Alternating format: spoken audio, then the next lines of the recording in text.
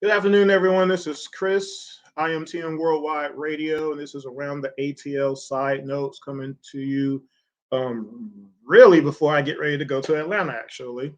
Doing a real quick session right here for everybody because I promised I was going to do it yesterday morning. Couldn't do it. A lot of stuff going on. So I figured before I get on my way to the Hawks game for this evening, I wanted to come on and talk about defense. Okay. Be sure if you're watching, make sure you subscribe to the YouTube page for IMTM Worldwide Radio. It helps out a lot. Of course, the quick story is I wasn't really paying attention to the YouTube channel for a while because I was doing everything on Facebook. And before that, I wasn't doing anything live. I was just doing everything on the radio for years. Okay. So I'm just now catching up on the YouTube. So if you can subscribe, I appreciate the support. Also, if you want to follow me on Twitter, Intellect ATL is there. My co-host for Around the ATL, also Jordan, 23 ATL. Jordan Jackson's the co-host. But definitely do that. I definitely appreciate the support. So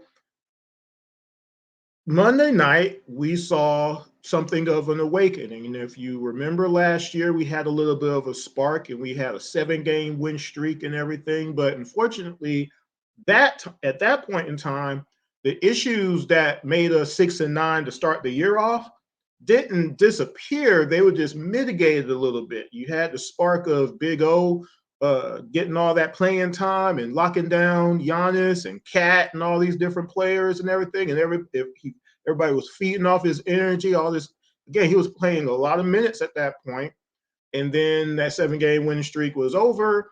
And we kind of reverted back to how we were playing at the very beginning of the season throughout the rest of the year for the most part, until near the end where we, kind of caught it again, did enough to get into the playoffs, and then we pretty much, ran out of gas at that point. But Monday night showed what I've been saying for a long time, and is very much well documented at this point on Twitter and Facebook and Instagram, and well, not maybe Instagram, but Twitter definitely. My radio show, obviously, on Around the ATL, where I've been saying for 5 seasons now, only the Hawks can beat the Hawks, okay? And if the Hawks can have designated systems of success, nobody can really beat them, okay? You have to have a plan. You have to have, shout out to the Originative brand. Make sure you visit him on Instagram for the shirt. These are our first Around the ATL shirts here. All sports, all Atlanta, obviously. He also designed the logo that you see right about there. That's the new logo. He also did the original logo that you saw on the intro of the show. So make sure you go to the Originative brand on Instagram. Make sure you let them know Around the ATL sent you. Almost forgot to say that. So at the end of the day, scoring has never been an issue with this team. I said the Hawks should have been making the playoffs since Trey has been here. I'm going to stick to that. The scoring was never a problem. Stopping people was. And there just never seemed to be any importance put on anything defensive related. Blocking out for rebounds, getting back on defense, overhelping, calling out switches, rotating. right? Monday night, we saw all of those elements all the time for 4 straight quarters. It wasn't just the first half. That would have been great for just the first half, but you don't win games in a half. You got to win the whole game. And throughout the rest of the game, except for a little bit of a stretch, and I'm talking about on the offensive side, because on the offensive side, they did things too that they hadn't been doing a whole heck of a lot of. I'll get to that in a moment. But I want to concentrate on the defensive end because defense wins championships still, people. Don't care who it has been in the past. You had to stop the other team from scoring at a certain point. Period. Period. You got to stop them. The Atlanta Hawks scored 113 points a game last year. They gave up 112. You don't win a lot like that. You just don't. Math ain't mathing, right? Monday night, we saw the team rotate like they ain't ever rotated before. They're calling out switches, either stay with your man or switch. But they know what they're doing because they're talking on defense. They were talking on defense all night long. They helped. They didn't overhelp. They helped on Giannis, making sure he just couldn't do whatever he wanted to do. They finally started doubling him a little bit. You know what I'm saying? You can't let the best team on the other team just continue to kill you. The Bucks couldn't hit threes Monday night. That was the telltale sign that someone taught. There was a discussion about this game. Brook Lopez was not Dan Marley all of a sudden again, or whoever. And the few times that they did overhelp because they were rotating so good, it didn't hurt them as much. On the offensive side, just briefly, they weren't shooting themselves out the game by shooting 50 billion threes. That was one key. That's one reason they won the game right there, I feel. They moved without the ball. Amazing. It was crazy. Rotations, I gave Nate his props on Twitter. The rotations were nice. AJ was right out there at the very beginning. Hit his first shot, obviously. AJ plays defense, by the way, too. I don't know why people think he can't. Give him a chance. Let's find out. But anyway, that's a whole nother story. The rotations were great. He didn't just pull Big O just because. He kept him in there for a prolonged period of time to stick on Giannis because he's our best post defender. Stop him. Let's stop him. Stop him for a prolonged period of time. Make other people beat you. And that didn't happen, did it? Right? Now, I don't know if, Middleton was there and whoever else, how things would have gone, but I don't think it would have made much of a difference, truthfully.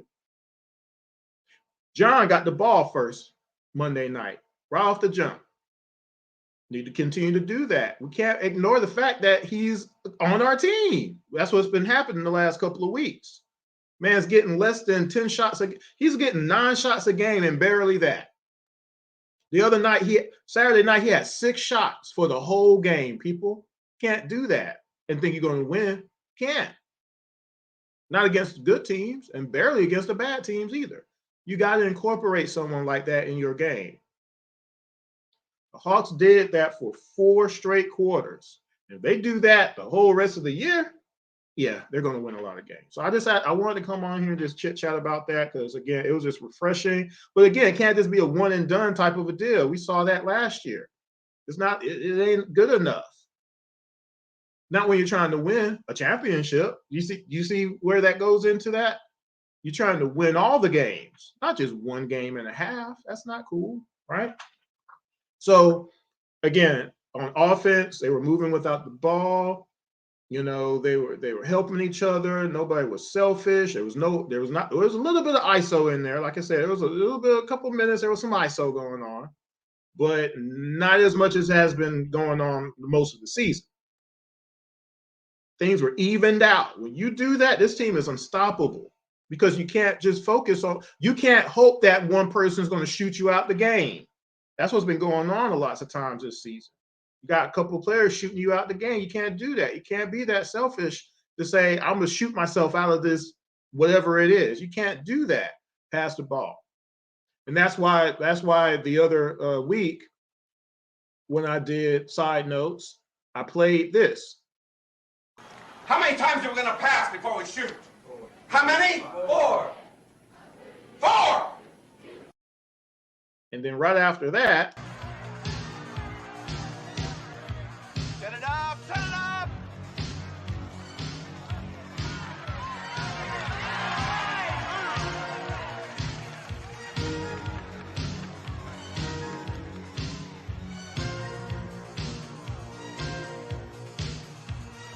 Ray!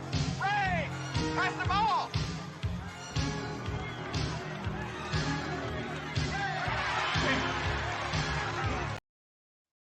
can't do that and win, because what if he's missing?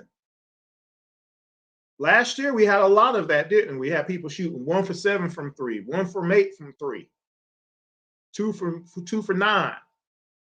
And there was no pullback. They just kept shooting it. Nobody told them to stop, so they just kept on. Meanwhile, long rebounds to the other team to go down, score. 0 points, 2 points, 0 points, 3 points, 0 points, 2 points. If you stop doing that, you give yourself a chance to win, even against the good teams. Because what if the other team isn't hitting? Again, the other team not hitting shots is not defense. They're just not hitting shots at the time. What if they start hitting again? If you're not able to actually stop them, you see what I'm saying? That's what I want to see. That's the progress that I've been waiting for to get over that hump. Because again, for 5 seasons, this team hasn't really been taught anything. Because you can see it on the court. You can see it from the numbers. 112 points a game. That means nobody is stopping nobody, period. Now, someone on Twitter wanted to try to come up with this, I don't know, pseudo argument about Kevin Huerter again. And I'm like, you watched him play basketball? He wasn't stopping people like he really needed. His effort was never there when he missed shots, but he would always be out of order when it comes to being in position, either on team defense or individually. There was times he's just flailing around, just trying to find somewhere to be, but his man's already got his bucket. And I'm sorry, that's just what it was last year. So whatever he's doing over there in that team he's on now, he's not on this team anymore. I'm not sure why people are like, oh, we shouldn't have got rid of him. Yeah, we need to get rid of him. For 12 points a game for 4 straight years as a shooting guard in the NBA who's only getting 2-3 rebounds a night, we needed him a lot last year. We never got it. That would have helped us out a lot. That would have evened out things just a little bit, especially when John went down. We knew he had the talent. I was his biggest proponent for so long till last year. Because not only was he not getting those more than 12 points a game, he also wasn't playing no defense either. Nobody was playing defense, but we really needed, his guy was the guy hurting us most of the time, dropping 30, 40 points sometimes. That was his guy. You can't hide the shooting guard, right? Y'all want to talk about hiding people, you can't hide him. He's out there. He got to stick somebody. Dre ain't guarding the shooting guard, typically. So, again, Kevin ain't here no more. So let's stop talking about him. Like, hopefully they win a championship in Sacramento. There you go. Throw it out there, but he ain't here no more. They haven't been in the playoffs for 15 straight years. Let them do that first. And let him do what he's doing for the whole season. If he does that, great. He finally broke out. But we couldn't wait no more. See what I'm saying? What if he went over there and didn't do anything? And see, the other part of that is, too, though, they have a better offensive system than we do. That's evident because they move the ball. When you move the ball, more shots become open. More shots become easier. It just does. It's a flow. That's what it's called, a system. Anyway, I just want to see this team play defense every night. If we play defense every night, there's no excuse to not play defense and to not have effort on defense. There's really no excuse for that. And again, it's up to the coach to be like, hey, if you're not going to play defense, I can't really have you in with these minutes. I don't care who you are, starter or not. If your effort ain't there, we got to put somebody else in. You see what I'm saying? It has to happen. It has to happen. It has to happen. And once that starts happening, then we have some consistency going on. Again, if Phil Jackson can bench people and Coach Popkin or Spo and all these, why can't Nate bench people? Because they ain't acting right. You can't let someone go 1 for 10 from 3 and miss 10 3-pointers. You can't have somebody, you can't have Trey, you can't let Trey have 10 turnovers. You can't have trying to think of somebody else for something that just happened or whatnot. You can't have Murray turn the ball over like he did at one time. Trey had 10, he had 7 turnovers himself. You can't allow those things to happen without some kind of consequence to be like, hey, if you do that, something is going to happen, instead of you just being on the floor and just continue to be able to do it. Because something ain't right. You're not all there. This crazy pass right here against Toronto, the guys with this, you're not getting that little pocket passy thing. And no, you can't do that against that team. Whoever it is, if John ain't playing well, come here, you're not playing well right now, right? Whoever it is, you gotta, whoever it is, if it's Kevin, if it's Bogey, if it was talking about last year, if it was Gallo, whoever it is, you can't let Gallo shoot your team out the game if he's not hitting. And you know Gallo wasn't playing defense last year. We all know that. It's not a secret. Ain't nothing to hide. Everybody knows it. That wasn't his job to play defense. You would like him to play a little bit, but that wasn't his job. See, that's why all this clamor about, oh, well, Trey's supposed to be a stopper. Trey ain't supposed to be no stopper. That's not what he was brought here to do. You wanted someone like that, you should have got the best defensive point guard that you could have gotten. A Gary Payton sort of person, so to speak. We can get Ish Smith. He plays okay on defense. Bring Jeff Teague back. You want him to start? Trey's job is facilitating the score. That other night where he scored 42 against the Bucks, we needed all 42 of those points. We don't have anybody on our team that can do that, except maybe Murray, maybe, but he's not as much of a shooter as Trey is on that end. Y'all wanted a superstar, but y'all don't want a superstar. Y'all wanted this, you don't. Man led the league in points and assists last year. Assist led the league, the whole NBA, for only the second time ever in history. Points and assists. Someone led the league in the history of basketball, but y'all don't want that. Y'all just mad because you think he's not stopping people. He's in front of a lot of people. There's times where he ain't, but lots of times he is. He's getting his steals, he's getting some rebounds, a couple blocks every now and again. Y'all mad about that too? Y'all don't say nothing when he does that. But again, it's not his guy dropping 50 points when that happens either.